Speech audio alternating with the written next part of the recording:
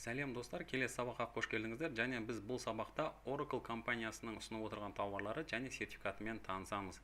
Және бұл сабақ, мен IT маман болғым келеді сабақтар сериясының бір бөлімі.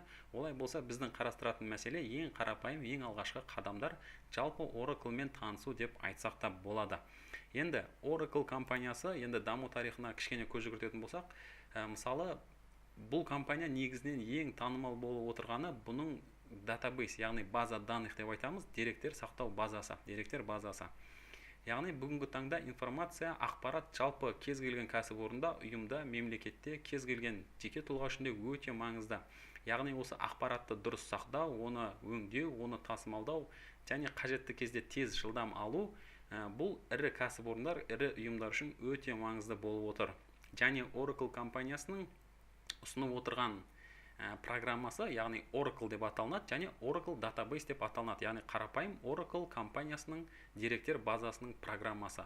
Және осы программа, осы бағдарлама, яғни Oracle компаниясының негізгі табыс көзі, және де Oracle компаниясының ең жетекші, ең негізгі технологиясы деп айта аламыз. Одан басқа да технологиялары өте көп бүгінгі таңда.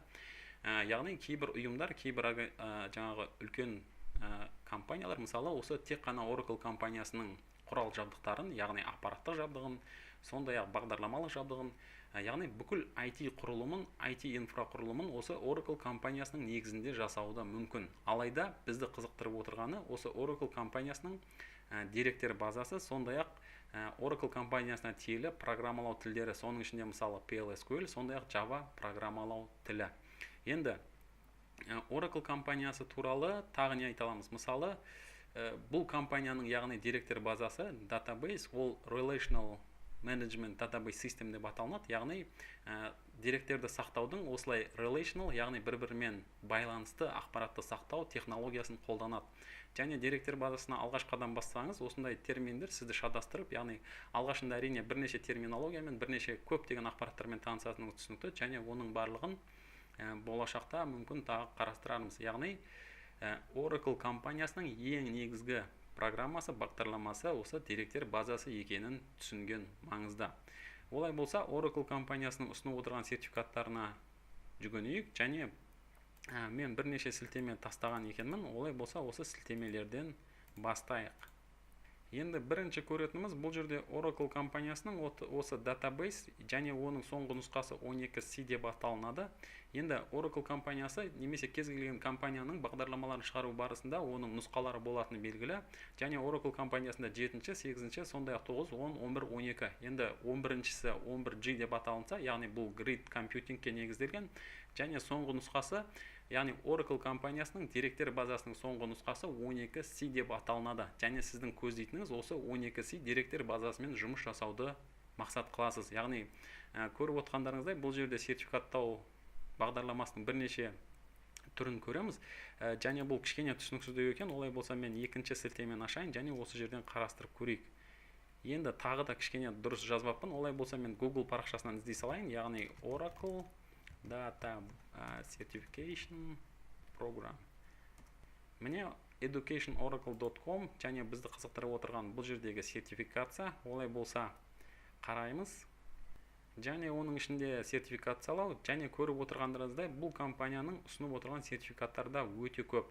Алайда бізді қызықтыратыны, яғни осы жерде мысалы database, соның ішінде Oracle database, және осы жерден бізді қызықтырған нұсқасын таңдаймыз. Яғни сіз мысалы 11G немесе 12C database, яғни осы деректер базасымен жұмыс жасайтын администратор маман ретінде бастасаңыздар болады. Сондай-ақ бұл компанияның басқа да тауарларына келетін болсақ, яғни тоқталатын болсақ, бұл жерде яғни database, осы деректер базасын дамытушы, жасақтаушы мамандар, соның ішінде SQL және PLSQL тілдері өте маңызды. Яғни бұл программалау тілі болып саналады. Және осы программалау тілін білу Oracle деректер базасымен жұмыс жасайтын мамандар үшін өте маңызды. Сондай-ақ басқа да яғни бағдарламалары, мысалы Oracle Application Express, бұл енді осындай қосымша бағдарламалар, яғни Windows'та қандай бағдарламалар қолдансаңыз, деректер базасымен жұмыс жасайтын бағдарламалар жасауға мүмкіндік беретін технология. Сондай-ақ MySQL, бұл тағы да деректер базасы, және MySQL алдыңғы кезде ашық болатын, және оны Oracle компаниясы бірнеше жыл бұрын сатып алды. Сондай-ақ Oracle компаниясының ұсынатын сертификаттарының ішінен өте маңыздылары деп айта алатыным ол Java және Middleware. Енді Java деп отырғанымыз бұл программалау тілі, және Java-ның ішінде мысалы Enterprise Edition, сол сияқты Standard Edition. Яғни осы екі Java программалау тілі түрінен өзімізді қызықтыратын нұсқасын таңдаймыз, және сол бағытта жұмыс жасауға болады. Сондай-ақ Middleware Development Tools дейді, яғни бұл тағы да осы бағдарламамен деректер базасын бір-бірімен байланыстыратын бағдарламалар, және соны жасақтайтын мамандар ретінде өзіңіздің сертификацияңызды оқуыңызды алсаңыз болады. Сондай-ақ виртуализация саласында, программа жасау барысында, яғни программа жасайтын мамандар ретінде дайындайтын сертификаттардың бағдарламаларын көреміз. Яғни бұл компанияның, Oracle компаниясының сертификаттары жалпы Oracle компаниясының технологиясы, сондай-ақ SQL, PLSQL тілдері, немесе Java программалау тілдері, бұл өте кең ауқымды және көбірек, яғни қарастыру бұл жерде бізге бірнеше уақыт кетеді. Олай болса, мен осы Oracle компаниясының сертификациясын алам деген мамандар болса, ең қарапайым жолын көрсетіп кеттім. Яғни сіз не оқисыз? Бірінші, ең қарапайым деңгейден бастаңыз, яғни Oracle деректер базасы деген не? Соның ішінде Oracle Database Foundation Certified Junior Associate, яғни алғашқы қадам басқан маман осы Oracle компаниясының бағдарламасымен, программасымен жұмыс жасай алатын әріптес ретінде сертификат тапсырсаңыз болады. Одан кейінгі MySQL Database, яғни MySQL деректер базасымен таныссаңыз болады. Сондай-ақ келесі деңгей ретінде Oracle Database, мысалы 12C соңғы нұсқасын қолдана білетін администратор ретінде, яғни деректер базасының администратор ретінде өзіңіздің сертификатыңызды алсаңыз болады. Яғни бұны Oracle DBA деп айтып жатады, Database Administrator. Яғни сіздің көздейтін мақсатыңыз осы ең қарапайым деректер базасымен, соның ішінде Oracle деректер базасымен танысу болып табылады. Одан кейінгі SQL деген не деген сұраққа жауап іздеңіз. Яғни SQL деп отырғанымыз бұл Structured Query Language, және осы SQL-дің ең қарапайым негіздері, одан кейін SQL мен Oracle-ды байланыстыра қолданыңыз. Яғни SQL дегеніміз бұл ашық әлемдік халықаралық стандарт, және оның Oracle-ға қатысты өзінің ерекшеліктері болады. Және PLSQL деген не деген сұраққа келіңіз. Яғни PLSQL деген бұл Oracle компаниясына тиесілі SQL программалау тілінің ұзартылған, жетілдірілген нұсқасы деп айтсақ болады. Олай болса, яғни Oracle деректер базасымен жұмыс жасайтын IT мамандар үшін PLSQL программалау тілі өте маңызды. Одан кейінгі Oracle Database Professional, яғни жоғары деңгейдегі деректер базасымен, программалау тілдерімен, яғни мына жерде сұраныс жасайтын тілдермен жұмыс жасайтын маман ретінде өзіңізді дамытсаңыз болады. Сондай-ақ Oracle компаниясына тиесілі соңғы уақытта тағы да сатып алған Java программалау тілімен таныссаңыз болады. Яғни Java программалау тілі бұл деректер базасымен жалпы application деп айтамыз, яғни қосымша бағдарламалар жасайтын IT мамандар үшін өте маңызды. Соның ішінде Java Standard Edition немесе Enterprise Edition, сондай-ақ жаңа қарастырып кеткен Middleware, яғни осы application бағдарламамен деректер базасын жалғастыратын арнайы бағдарламалар, мысалы, енді оны болашақта тағы да таныса жатасыздар. Сондай-ақ мысалы Web Service дегенде Spring, Apex немесе Java FX сияқты арнайы бағдарлама жасайтын құралдар, технологиялар, осындай сұрақтарды алдыңызға қойсаңыз болады.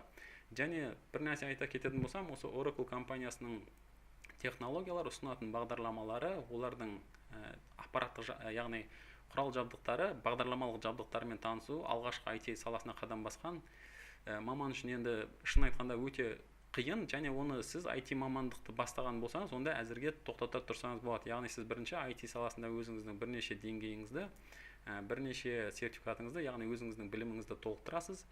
Енді жоғары оқу орнын бітірген IT саласында мамандықтар оқырмандар әрине бұмен таныс екен белгілі, таныс болып келеді. Және енді бұл жерде біздің сабақ осы IT саласына қадам басқан көрермендер үшін ғой. Олай болса айтқым келетіні, яғни бұл енді бір бағыт және бір технология деп айтсақ болады, және сізге осы жерде таныстыру ретінде айтып отырмын.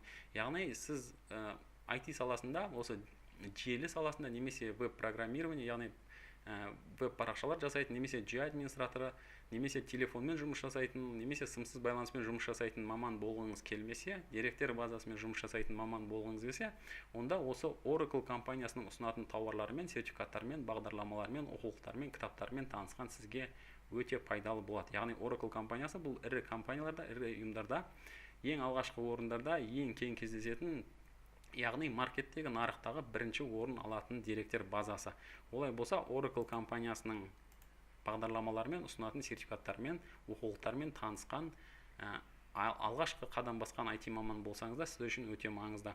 Енді мына жақта төмен жағында виртуализация жайында жазған екенмін. Олай болса, виртуализация деп отырғанымыз бұл да бастауыш деңгейдегі IT мамандарға күрделі технология болуы мүмкін. Олай болса, онда тағы да келесі сабақтарда қарастырып көреміз. Сондай-ақ бағдарламалау тілдері, яғни бұл бүгінгі таңда IT саласына қадам басқан мамандар үшін өте кең, яғни өте қызықтыратын бір сала. Олай болса, келесі сабақта осы мүмкін бағдарламалау тілдерін қарастырып көреміз. Және біздің арнада бағдарламалау тіліне қатысты сабақтар сериясы болған, яғни алғашқы бағдарламалау тілі қандай және олар қандай мәселені шешеді. Және сол сабақты қарастырып көрсеңіздер болады.